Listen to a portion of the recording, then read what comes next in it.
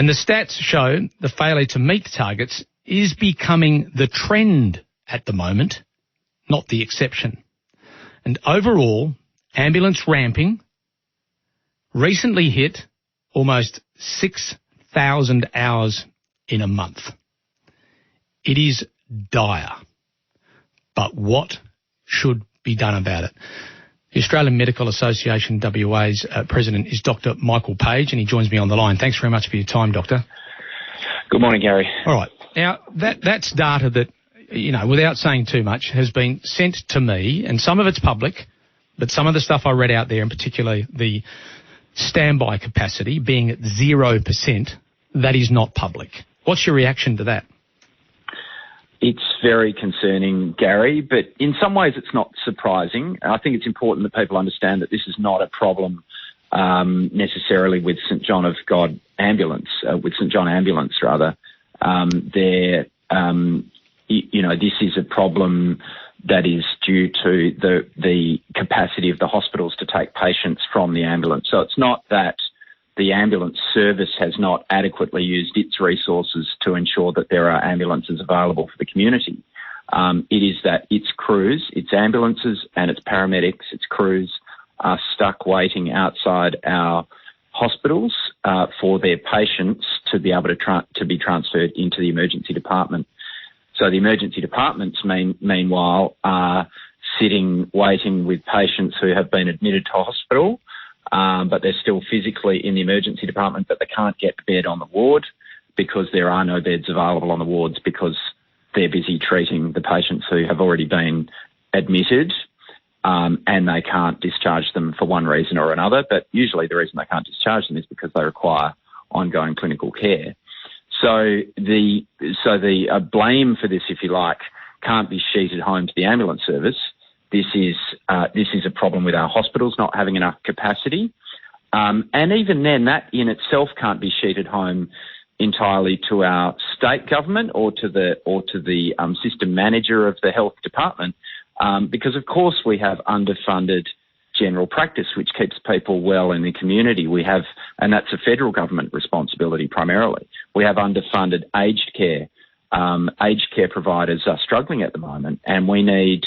A lot of these patients who present to emergency departments are older people who do need care, and often when they're waiting in the hospital to be discharged, sitting on a ward, it's for an aged care bed, whether that's respite, transitional care, whatever it might be, and home care packages as well are difficult to access. So it's a system-wide problem, I think, Gary. Where we see it manifest is in the stress that our ambulance crews are under trying to meet these targets. But really, they've been disempowered by the fact that the entire system is not working properly. How can we get to this point, though, given the money that's been put into the health budget, given the hospitals that have been built? Why haven't we reached a point where, I'm not saying that everything has to be perfect, but that you don't have 10 ambulances still waiting at the front of a hospital?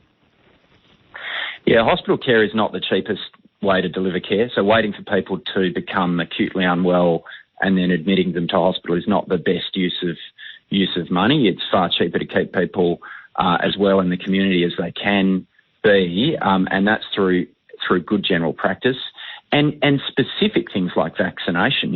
We've got some of the lowest vaccination rates in the country for influenza and other illnesses, and of course during winter this is when we really see the system in crisis, and that's because of winter illnesses. If everyone in the community had their flu vaccination, that would make a difference in terms of the pressure that the system is under. So there are things that can be done that are a lot cheaper than having people waiting outside emergency departments in ambulances, having paramedics sitting there twiddling their thumbs, wanting to get out and help more people, but who are stuck outside the ED because the hospitals are full. But doesn't it also mean that patients are at risk of getting either more severely ill or, worst case, dying? Absolutely. I mean, if priority one could be a cardiac arrest, literally someone who needs CPR or they'll die in 3 or 4 minutes. So it's priority one calls should be attended to as quickly as possible. But if the solution to this problem is not necessarily more ambulances, more paramedics, it's actually to free up the ones we've got.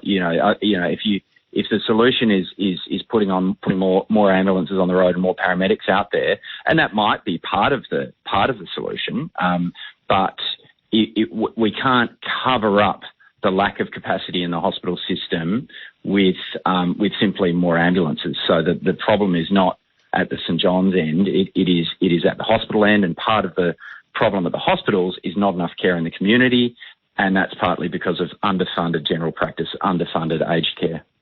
And I'll just perhaps finish with this point because I have to move on. But, Doctor, I still vividly remember back in the sort of mid to late 2000s when the system became so broken that people were indeed dying because ambulance weren't able to get there in time. And that prompted an inquiry, a Four Corners show that highlighted the perils of not reaching emergency cases in time. And I'm starting to think from the information that's being sent to me and the people that are talking to me from within inside the St John Ambulance Service that they fear that's about to happen all over again. It's a real this is a cause of what's sometimes referred to as a moral injury to health workers. Our health workers are fantastic in Western Australia. We've got some of the best trained, most dedicated health workers, doctors, nurses, paramedics and others in the world in this state. And if they can't do their job, they're not given the tools to do their job because the system isn't working, that causes a huge amount of stress on those people. They just want to do their job and get on with caring for patients. All right. Well, we'll keep on the case. Dr. Michael Page, thank